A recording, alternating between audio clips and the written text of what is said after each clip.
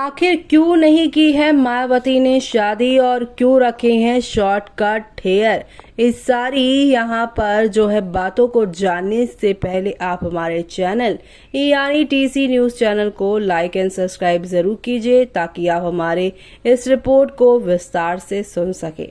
चलिए बताते हैं कि आखिरकार इन सब चीजों के पीछे क्या वजह है।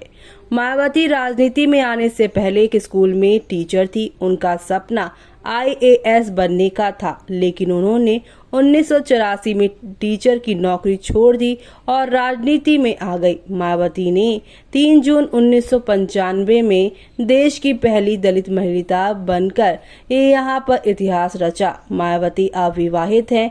एक इंटरव्यू में जब उनसे पूछा गया तो उन्होंने शादी क्यों नहीं की तो उन्होंने इस फैसले के पीछे की वजह बताई थी।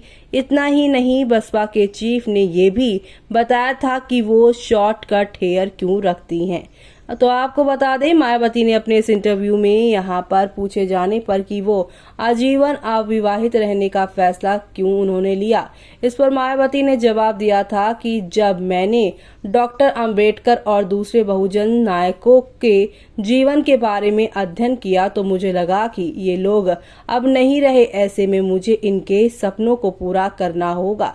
लेकिन ये काम इतना आसान नहीं है, इसके लिए 24 घंटे का समर्पण चाहिए। इसलिए मैंने जीवन भर अविवाहित रहने का फैसला ले लिया ताकि मैं यहाँ पर उनके सपनों को पूरा कर सकूं। तो वहीं मायावती 1995 में यूपी की सीएम बनी। वो देश में पहली महिला दलित सीएम थी। हालांकि कुछ ही महीने तक वो सीएम रह सकी। इसके बाद मायावती ने 1996 में 2 सीटों से लोकसभा चुनाव लड़ा और दोनों से वो जीत हासिल की। इसके बाद 1997 में थोड़े समय के लिए मायावती फिर यूपी की सीएम बनी और 1997 में मायावती काशीराम के कांटेक्ट में आई और वो बहुजन मूवमेंट में जुड़ गई। इसके बाद मायावती की दिलचस्पी राजनीति की ओर बढ़ने लगी, लेकिन मायावती का राजनीति में आना उनके पिता को पसंद नहीं था, इसलिए मायावती ने अपना घर भी छोड़ दिया था। मायावती की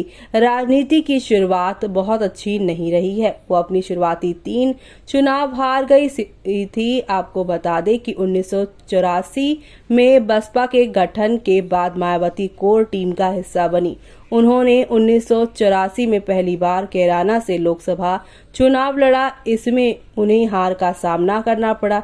इसके बाद उन्होंने 1985 में भी बिजनौर और 1987 में हरिद्वार से चुनाव लड़ा, लेकिन सफलता उन्हें हासिल नहीं हुई।